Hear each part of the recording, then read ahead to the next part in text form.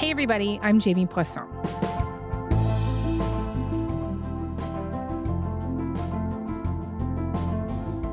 In the latest sign of thawing relations, on Sunday, Prime Minister Mark Carney and Indian Prime Minister Narendra Modi announced that they would restart trade talks.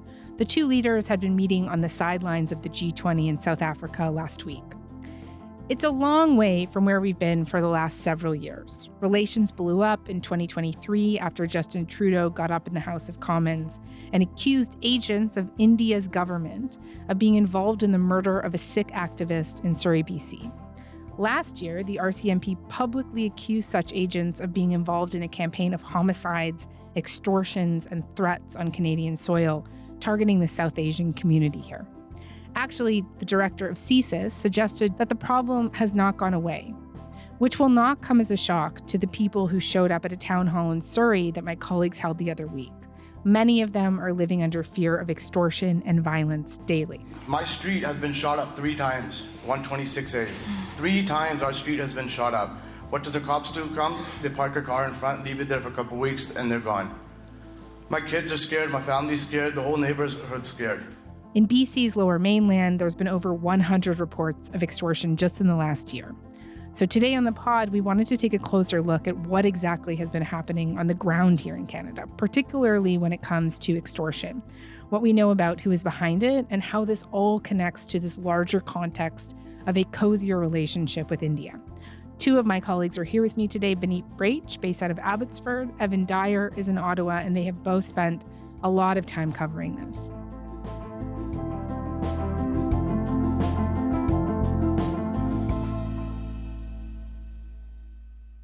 Hello to you both. Hi, Jamie. Hi, Beneet. Hi, Jamie, and hi, Evan. It's really great to have both of you here today. So, Evan, why don't we start with the news? Since Carney came into office, we have seen moves to get closer economically to India. We've talked about this on the show, about how this is a strategy in part to shake off some dependence on the U.S.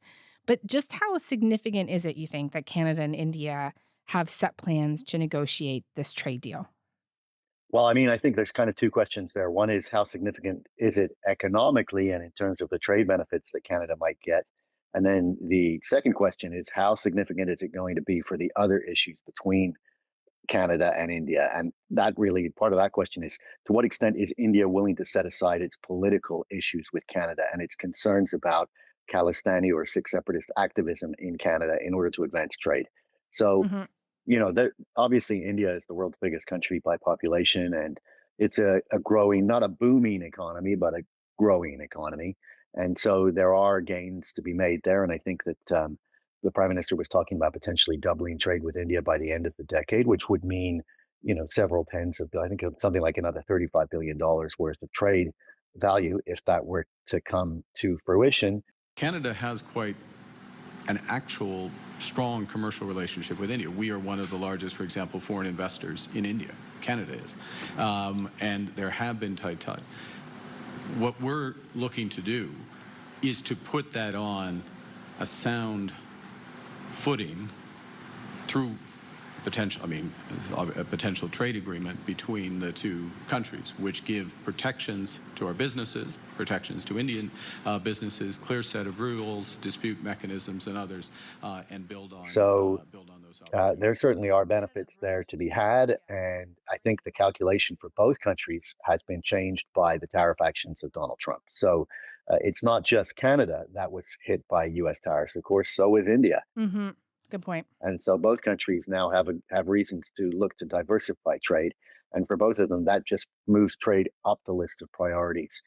I want to come back to how this could affect the issues around transnational violence, around foreign meddling a little bit later. But I think it would be helpful for us just to establish what exactly has been going on Canadian soil here, and what we know and don't know about how involved Indian government agents have been and how high up it goes, et cetera. So, Evan, we have done the Nijjar killing with you before.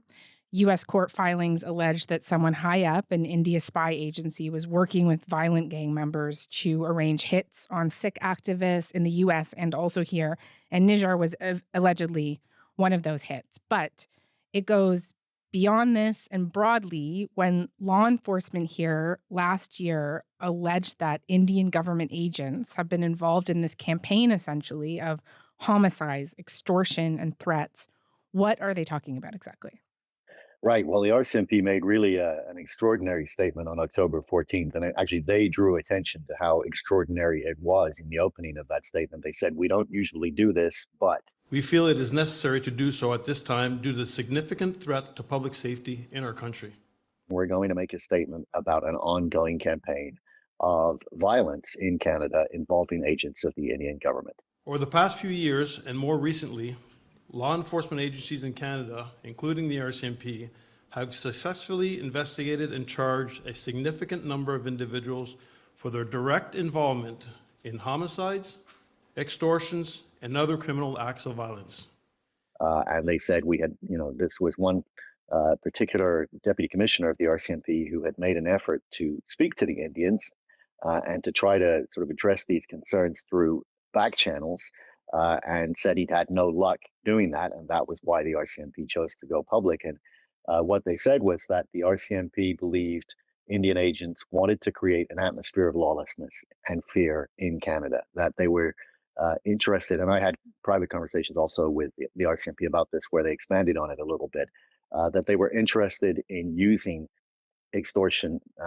Extortion is not just a means for gangs to raise money, but the Indian government had an interest in extortion as a way to build a narrative that Canada was somehow out of control, and then try to tie back that lawlessness to the presence of Khalistani agitators, Sikh separatists in Canada, and to try to say, look, see, the Canadians, because they're failing to control these groups, are letting gangs run wild, and now we see the consequences blowing back on them in the form of this crime wave of extortion.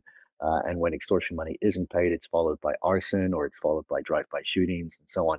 So the RCMP was making it clear that, in their view, the Indian government was behind all of that and was deliberately stoking criminality in Canada.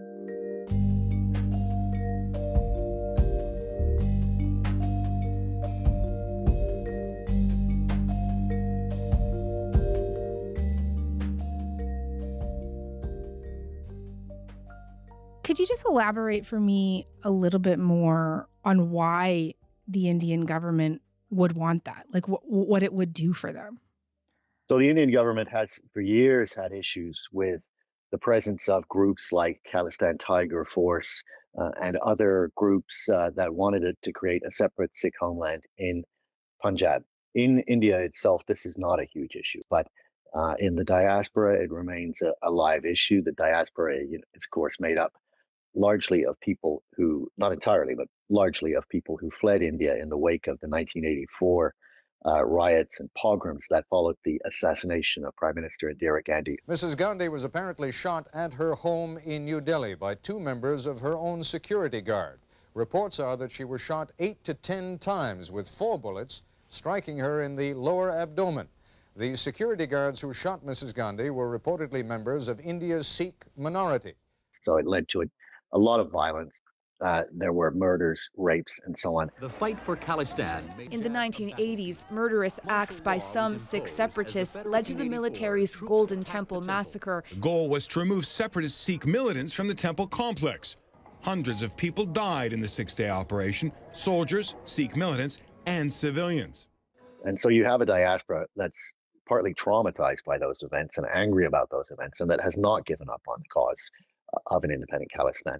And they, of course, have connections back to the homeland. And the Indian government is always worried that this ideology, which it's defeated at home, but which remains alive in the diaspora, is going to spring back into India through these channels. And that they'll have another insurgency on their hands. And so that's what the Indian government would be trying to prevent. And you mentioned gangs. Could you just explain to me the role that gangs, particularly the Bishnoi gang, which has been designated as a terrorist entity here now, play in all of this? Well, the RCMP say that one of the fastest growing areas of national security concern for them, and this is not just India, although India is the most striking example, of course, is a kind of a nexus between foreign governments and multinational gangs. Governments using criminal gangs rather than their own intelligence agents operating directly to sow chaos in other countries, to carry out assassinations of dissidents, to harass communities that they want to have some kind of control or influence over overseas. And here, in the case of the Indians, the gang of choice appears to have been the Bishnoi gang, which is a gang started by a man who calls himself Lawrence Bishnoi. That's not actually his birth name, but that's the name that he adopted when he was heavily involved in student politics in the Punjab, and generally believed to have committed his first killings in that context. And then branching out into extortion, there is an organized crime world in Punjab that partly makes its money through drug trafficking, but also extorts businesses. And over time, he apparently developed this network of enforcers, hitmen, who were able to collect these extortion payments for him. But he himself has been in an Indian prison for several years now, many years. And that doesn't seem to put much of a crimp in his activities, because he's still able to get on the phone from his cell and even claim responsibility for certain actions over social media, all from his cell in Indian custody. And that, of course, just accentuates this sensation that the Indian government is allowing Lawrence Bishnoi quite a bit of latitude in order to be able to use him in these campaigns.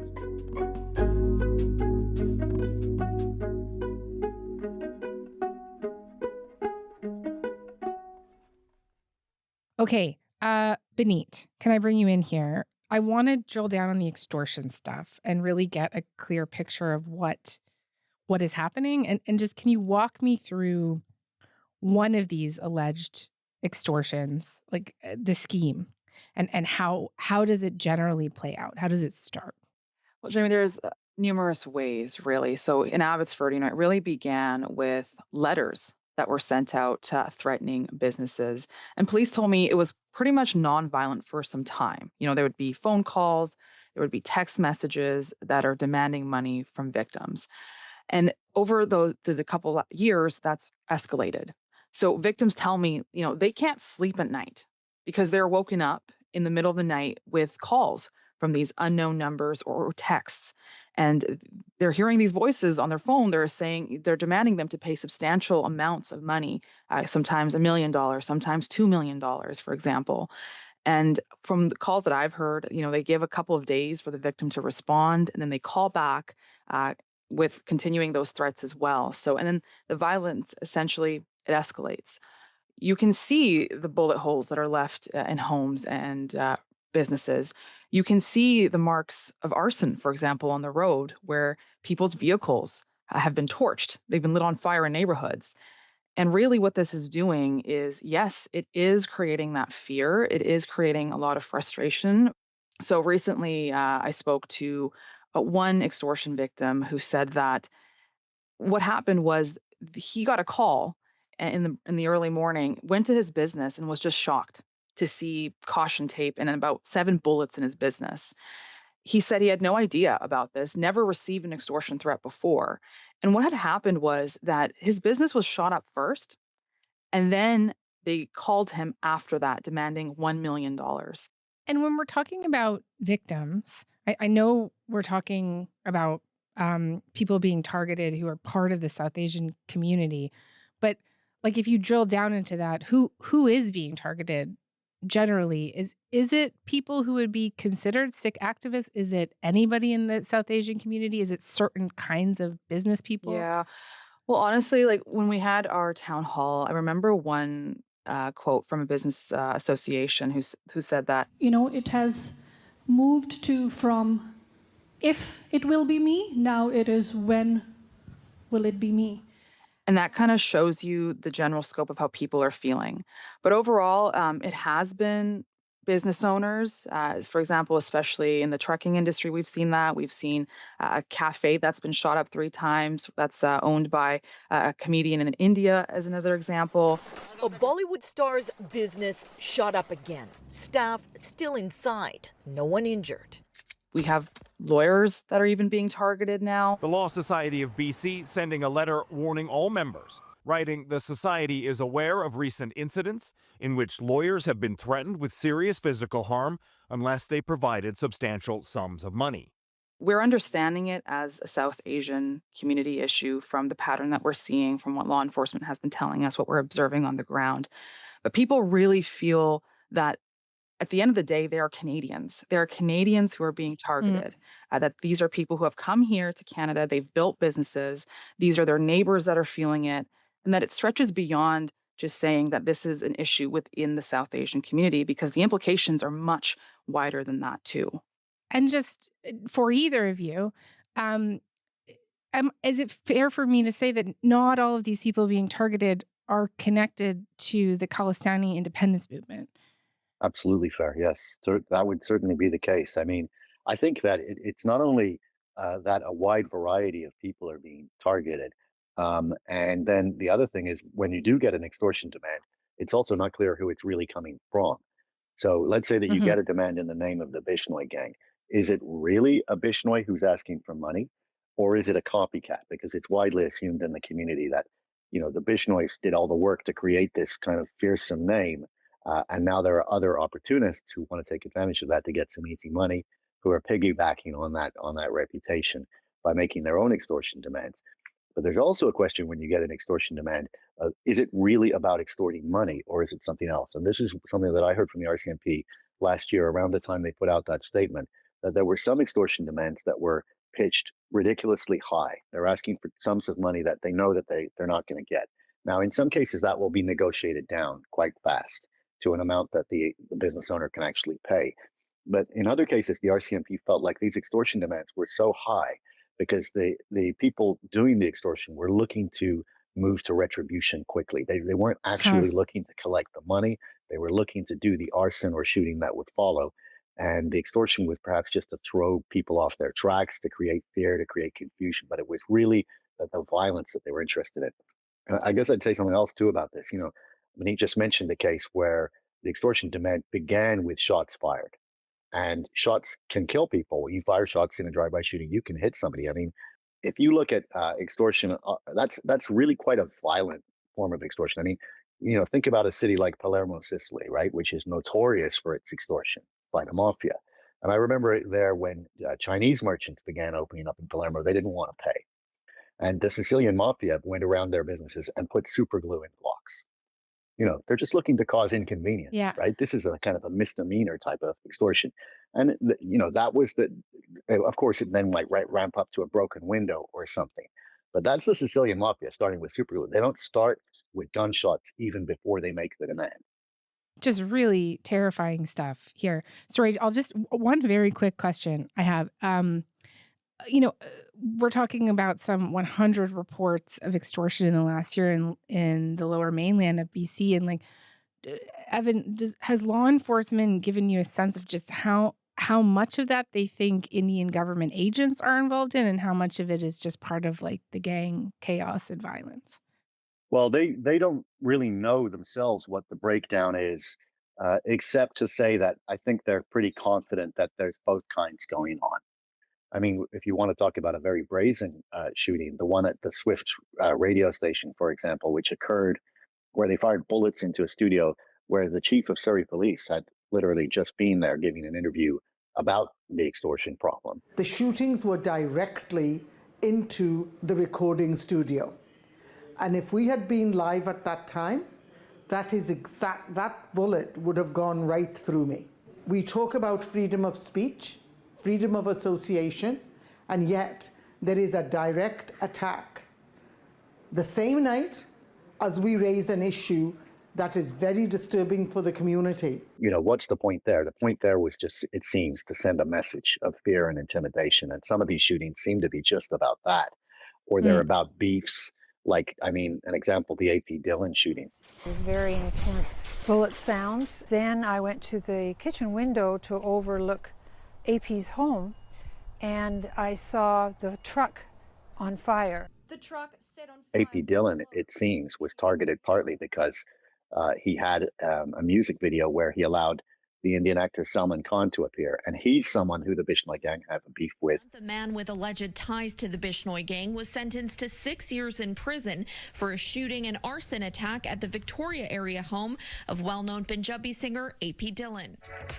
There's also beefs with other gangs. We believe, for example, that the shooters who killed Hardeep Singh Nijjar may have also been involved in another shooting in Winnipeg, which appears to just be about gang rivalries between the Bishnoi gang and another gang called the Mbiha gang. So there's always a bit of let's say often there are multiple possibilities when shots are fired about what's really going on.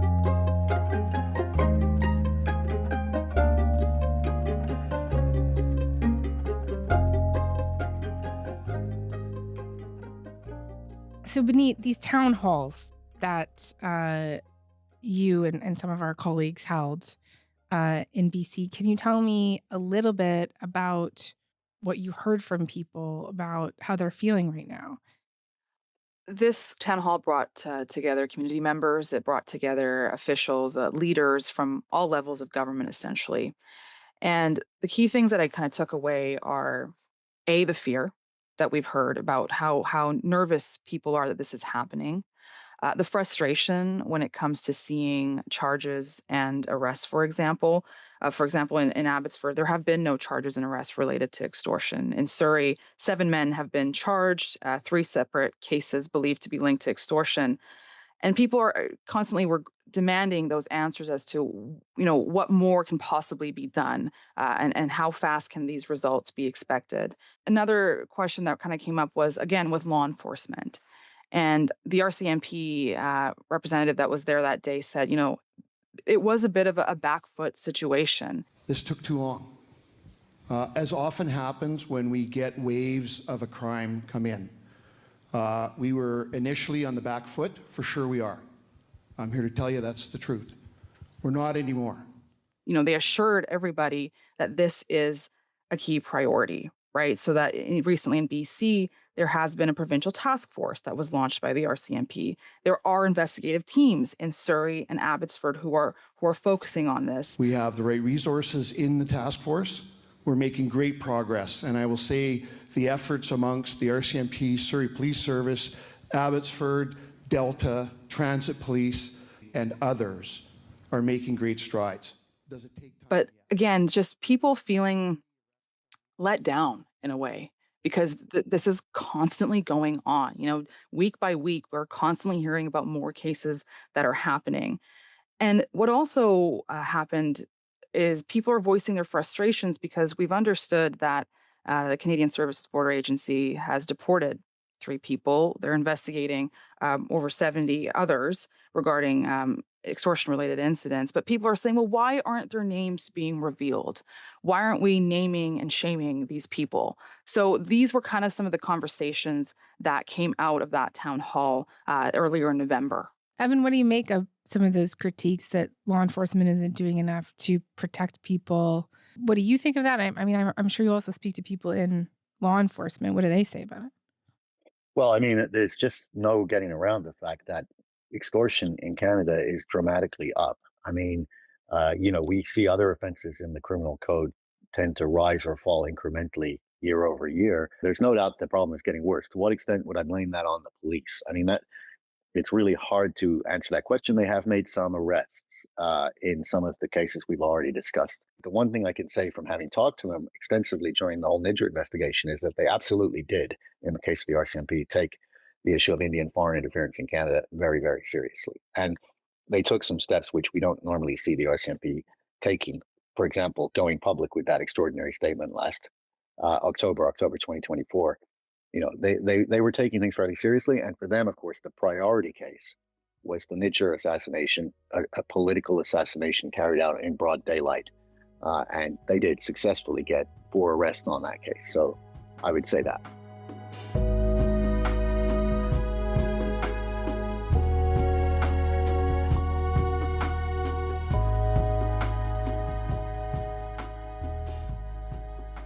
Let's loop back now to where we began this conversation, which was the rapprochement with the Indian government, this new negotiated trade agreement in the pipeline.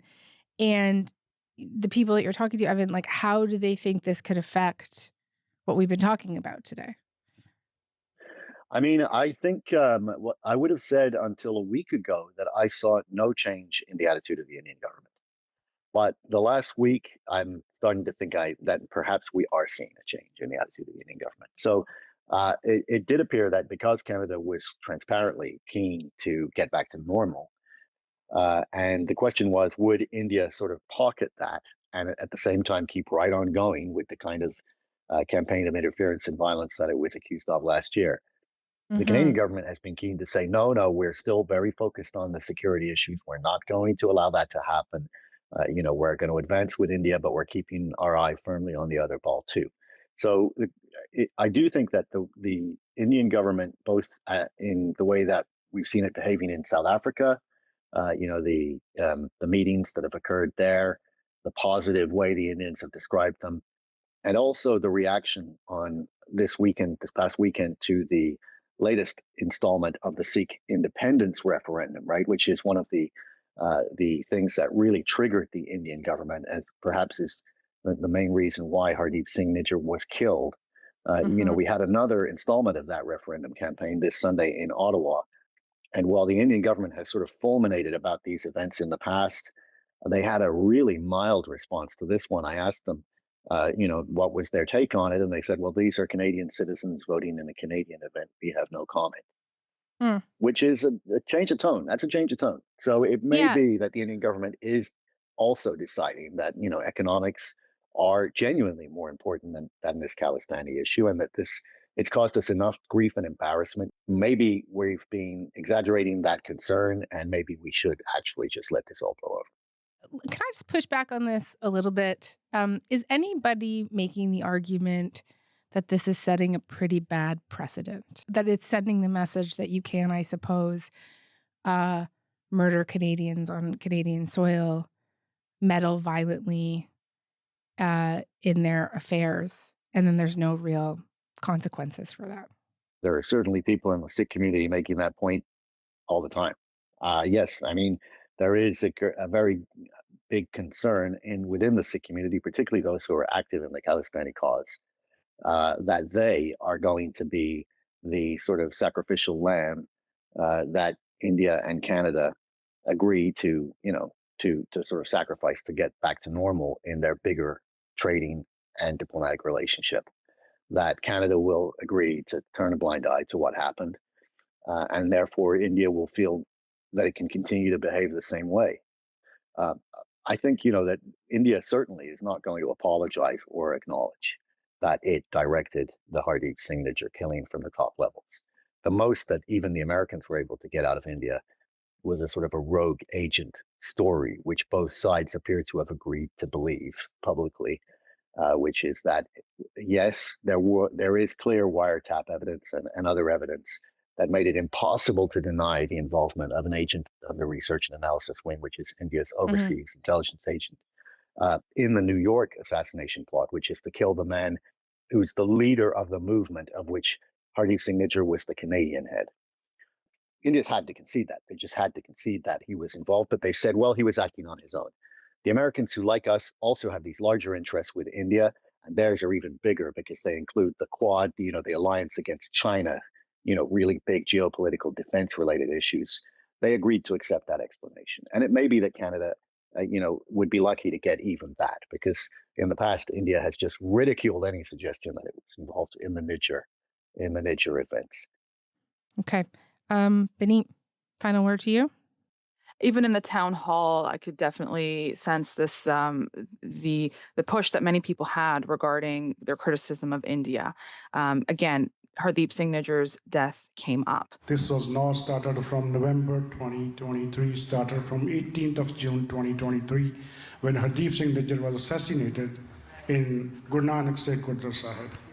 So, and one man that I remember is Maninder Singh, the chair of the Sikh Federation of Canada.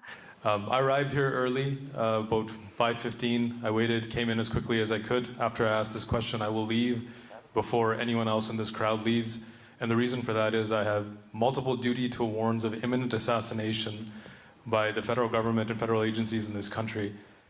And he questioned, why is Canada, improving trade relations with India? We had Mr. Modi come to the G7 in June in Kananaskis and being welcomed to the red carpet. These people aren't even a part of the G7. Why are we going out of our way to actually invite them here? And he mentioned how the Lawrence Bishnoi gang, they can't just be pointed as the one type of gang behind this. If it's not Bishnoi, it's going to be somebody else tomorrow and somebody else. This guy is sitting in an Indian prison, running an international organization. How does India not know what he's doing?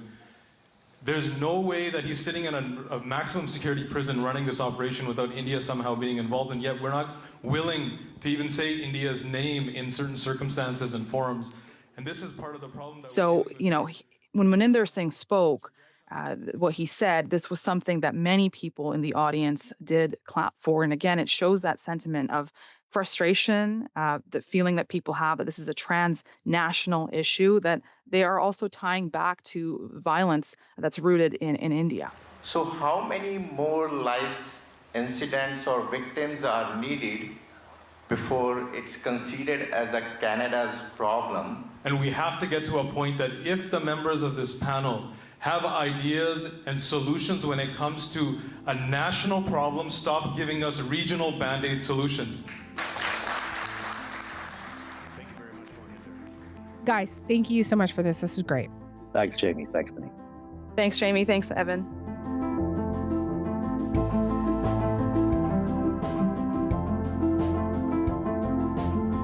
All right, that is all for today. I'm Jamie Poisson. Thanks so much for listening. Talk to you tomorrow.